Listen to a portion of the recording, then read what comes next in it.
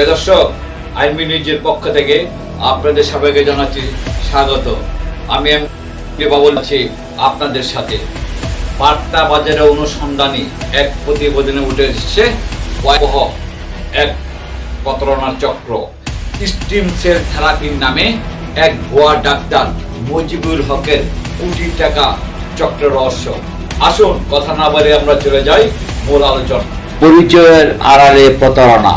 রাজধানীর ধানমন্ডির শুক্রাবাদে অবস্থিত আমেরিকান ওয়েলসন সেন্টার এই প্রতিষ্ঠানের কর্ণধার professor doctor M Mujibul Haque নিজেকে আমেরিকান বোর্ড সার্টিফাইড ডাক্তার এবং 5 স্টার প্রফেসর হিসেবে পরিচয় দিয়ে দীর্ঘদিন ধরে সাধারণ মানুষের সাথে প্রতারণা করে আসছেন। অনুসন্ধানে দেখা গেছে তার এই চিকিৎসা সাম্রাজ্যের কোনো বৈধ ভিত্তি নেই। প্রতারণার নতুন নতুন কৌশল। সোশ্যাল মিডিয়ায় চটকদার বিজ্ঞাপনের মাধ্যমে তিনি সাধারণ মানুষকে স্টিম সেল থেরাপির স্বপ্ন দেখান। ডায়াবেটিস, ক্যান্সার, এমনকি প্রতিবন্ধী শিশুদের চিকিৎসার নামে প্রতিটি ইনজেকশনে নেওয়া হয় 5 লাখ টাকা। আর এই পূর্ণাঙ্গ কোর্সের পেছনে রোগীর খরচ হয় প্রায় 50 থেকে 75 লাখ টাকা। অথচ চিকিৎসার নামে এই বিপুল অর্থ হাতিয়ে নেওয়ার পর রোগীর অবস্থা উন্নতির বদলে অনেক ক্ষেত্রে অবনতি হয়েছে, এমন অভিযোগ ভুক্তভোগীদের। অনুমোদনহীন ইনজেকশন ও স্বাস্থ্য ঝুঁকি। সবচেয়ে ভয়াবহ তথ্য হলো এখানে ব্যবহৃত ইনজেকশনগুলো কোনো অনুমোদিত ওষুধ নয়।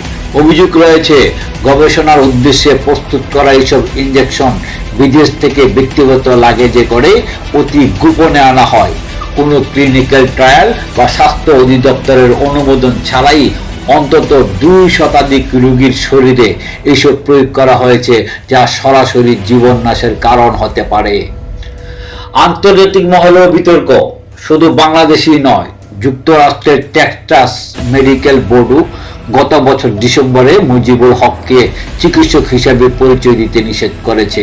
তার কোনো বৈধ লাইসেন্স নেই, এমনকি তার দাবি করা ইউনিভার্সিটি অফ ইন্টিগ্রেটেড হেলথ নামের কোনো স্বীকৃতি বিশ্ববিদ্যালয়ের অস্তিত্বই খুঁজে পাওয়া যায়নি। উল্টো সেই ঠিকানা পাওয়া গেছে রেস্তোরাঁ ও ফিটনেস সেন্টার। ভুক্তভোগীদের অভিযোগ, তার প্রতারণার বিরুদ্ধে কেউ মুখ খুললেই তার সাইবার টিম সক্রিয় হয়ে ওঠে।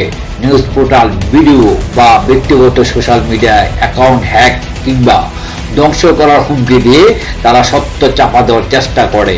এই বিষয়ে জাতীয় অনলাইন দৈনিকের সম্পাদকরাও একই ধরনের অভিযোগ তুলেছেন।